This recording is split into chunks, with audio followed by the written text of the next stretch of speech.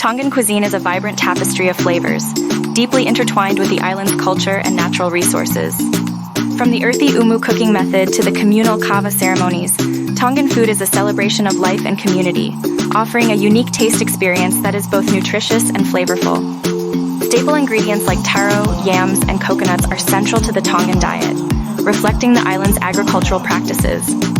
These staples, rich in nutrients, are complemented by a variety of seafood, showcasing the harmony between land and sea in every dish. The surrounding Pacific Ocean provides Tonga with an abundant supply of seafood, a cornerstone of its traditional cuisine. From mahi-mahi to snapper, the fresh bounty of the sea is a vital component of Tongan dishes, often prepared with coconut milk and leafy greens. The umu, Tonga's earth oven, is a culinary tradition that imparts a unique smoky flavor to dishes like lupulu. This communal cooking technique is a cultural ritual fostering togetherness and sharing, central to Tongan feasts known as a feasting. In Tonga, sharing a meal is about reinforcing social bonds and celebrating community.